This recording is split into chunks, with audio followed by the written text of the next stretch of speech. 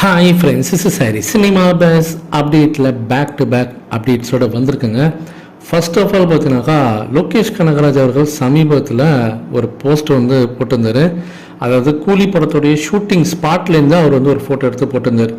அதில் போட்டுட்டு கீழே ஒரு கேப்ஷன் போட்டிருந்தார், மீட் மிஸ்டர் ரேம்போ அப்படின்ற பேர் போட்டிருந்தார். அவர் கையில் இருந்திருக்கக்கூடியது ஒரு குட்டி நாய் ஒன்று கையில் வச்சுக்கிட்டு அவர் அந்த ஃபோட்டோ எடுத்து போட்டிருந்தார். இதை பார்த்து ஒரு சில பேர் அப்போ கூலி படத்தில் இந்த நாயை இதை யூஸ் பண்ண போகிறாங்க. ஏற்கனவே லியோ படத்தில் விஜய் சார் ஒரு செல்ல பிராணியை வச்சு வளர்ப்பார் வீட்டில். அந்தமாரி இந்த படத்தில் ரஜினி சார் கூட இந்த நாய் ஏதோ ஒரு முக்கியமான ரோல் பண்ண போகுது. அதனால தான் அவர் ஷூட்டிங் ஸ்பாட்லேருந்து எடுத்து போட்டிருக்காரு.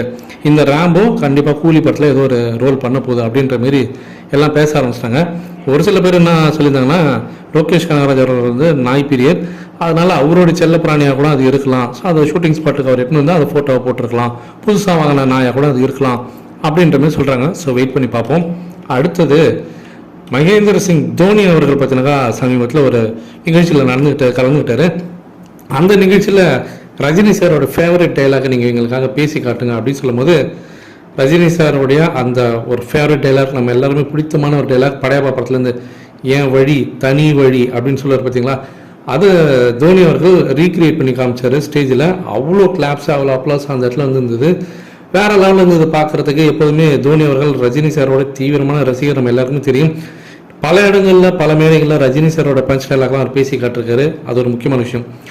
அடுத்தது நேத்திலேருந்து மீண்டும் ஒரு விஷயம் வைரலாக எனக்கு, வெற்றிமாறன் அவர்கள் ரஜினி சாரை சந்தித்து சமீபத்தில் பேசினதாகவும், அவரோட இயக்கத்தில் ரஜினி சார் ஒரு படம் பண்ணுறதுக்கு அவருக்கு ஒரு வாய்ப்பு கொடுத்ததாகவும், ஃபர்ஸ்ட் சிட்டிங்கில் ஒரு கதை ஷார்ட்டாக ஒரு கதையை சொன்னதாகவும், அந்த கதை அவருக்கு ரஜினி சார் ரொம்ப பிடித்து போக, நீங்கள் இதை கொஞ்சம் நல்லா எலாபரேட்டாக கொஞ்சம் பெருசாக்கி நல்லா டீட்டெயிலாக அந்த ஸ்கிரிப்டை ரெடி பண்ணிட்டு வாங்க, கண்டிப்பாக இந்த படத்தை நம்ம பண்ணலாம்னு சொல்லிட்டு ரஜினி சார் கிரீன் சிக்னல் கொடுத்ததாகவும் ஒரு பேச்சு நேற்றுலேருந்து பார்த்தீங்கன்னா ஆன்லைன் சோஷியல் மீடியாவில் வைரலாக இருக்குது.